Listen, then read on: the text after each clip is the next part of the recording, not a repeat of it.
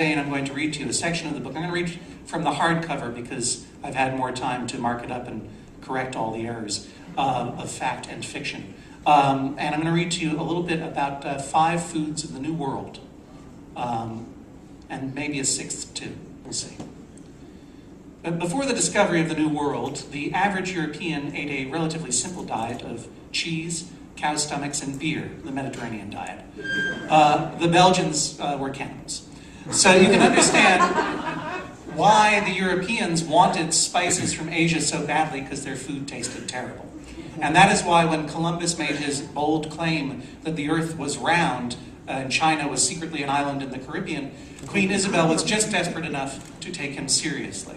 But no matter what you may have read, she was not high on peyote at the time that she agreed to give him those ships, because peyote, as you might not have known, is a New World crop. They didn't have it in Spain. It was one of dozens of amazing discoveries that would profoundly change the European dinner table, and not just because they started making dinner tables out of the arms and legs of Native Americans. Columbus discovered it. Were you aware that tomatoes are a New World crop? It is so. First thing you need to know, tomatoes are not poisonous. Yes, they are the fruit of the deadly nightshade, and many people did believe they were poison. But as the ancient Aztecs knew, tomato venom is easily neutralized with just a little baby blood. The Italians were the first Europeans to embrace the fruit tomato, dubbing it the pomodoro, or golden apple, because they had never seen apples before, or gold. But this hardly aided the tomato's fearful reputation, for most Europeans already considered the Italians themselves to be poisonous. And so it was that tomatoes were not widely accepted, even in North America, their native lands, until the year 1978. That is when, on a famous episode of the television program That's Incredible, John Davidson ate a raw tomato before a live studio audience that screamed in shock as he did it. But once Middle America saw that a healthy, white TV personality could eat an Italian death fruit and not die or become suddenly swarthy, our nation's love affair with the tomato really began. But what you might not have known is that as soon as the cameras stopped rolling, John Davidson puked all over Fran Tarkenton. True story.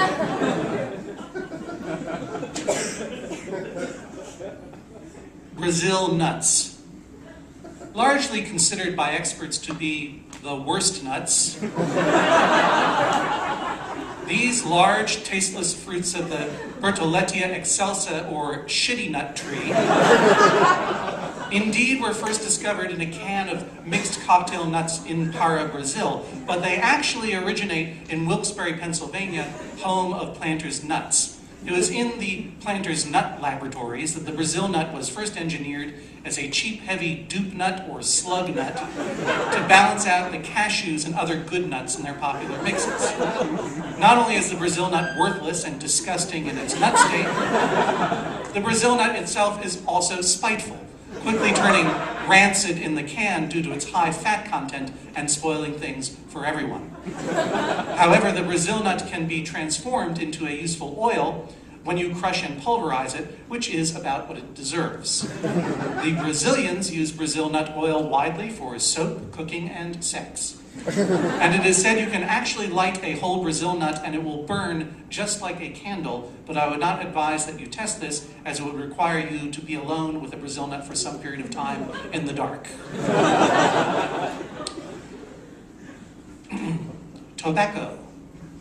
Used for millennia by Native Americans to look cool, tobacco was introduced to Europe by John Rolfe, the founder of Jamestown. It then quickly spread across the continent and into the East due to its nuanced flavor, the seductive, meditative ritual of its consumption, and the fact that it is highly, highly addictive.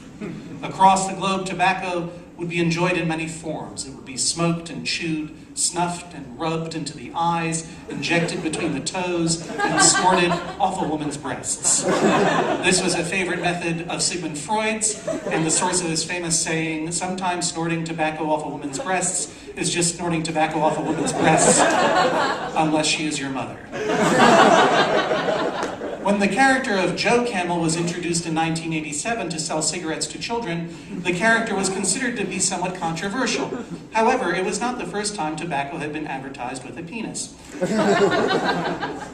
That distinction belongs to a brand of Appalachian-style twist chewing tobacco called Old Erection, still sold today. While hard to find, its legacy lives on in the hundreds of country barns that were painted by the company in the 20s with the Old Erection logo, an erect penis. A word of warning.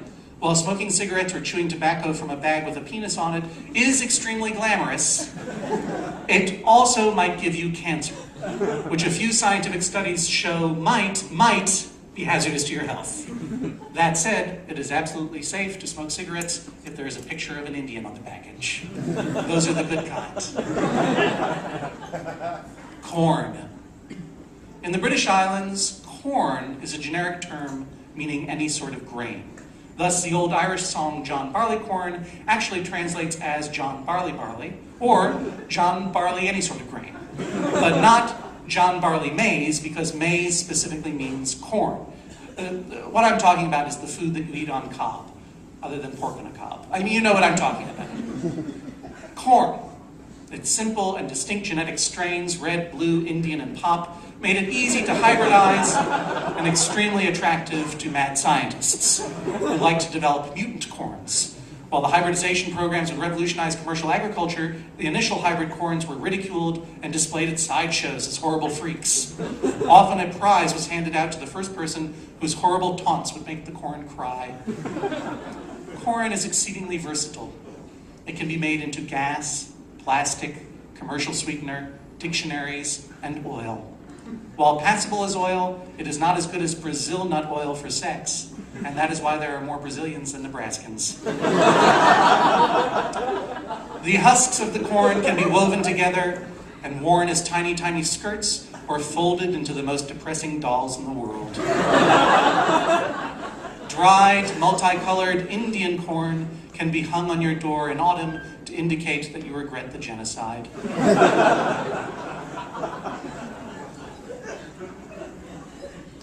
Individually wrapped slices of cheese. These were first cultivated by the Craft Indians of Peru. That's boring. Here's some more facts about corn. There are all kinds of corn. There's Silver Queen, butter and sugar, hen and eggs, steak and eggs, Jekyll and Hyde, in which some of the kernels are monstrous mutations of the other kernels, and of course brain corn, which is sentient. Fresh corn should be eaten as soon as possible, for as soon as it is picked, the sugar in the hypersweet varieties begins to turn to starch, and if you get the brain corn, it will quickly start thinking up ways to kill you. Common brain corn revenge techniques include garroting you, knifing you, shucking you, corn smut, chasing you around the apartment, biting at your calves, putting on evening clothes and reciting poetry, convincing you that it is a sensitive creature that deserves the respect of man, getting you to give it a room in your house and a little bed, earning your trust while simultaneously raising your reputation as a physician and friend to mutant corn, singing little songs in your parlor to the delight of your society friends, and then, after you have gently fallen asleep, dreaming of summertime and fresh grasses, shucking you to death. I'm going to push it. I'm going to go to 6. 6 foods of the New World. We all know these, of course. We'll be thinking of them soon. Turkeys. I've discussed at length in my previous book the areas of my expertise. Benjamin Franklin's unwholesome obsession with turkeys. He kept one as a pet and insisted at the Congressional Convention at great volume that it be named our national bird, while the rest of the Founding Fathers were trying to figure out the natural rights of man. And it is even said that on Christmas and Thanksgiving he ate them. But why was he so obsessed with this humble bird? You have to bear in mind that when they arrived in the New World, Europeans had never seen a turkey before, or even for that matter, a wattle. You also, that's part of a turkey.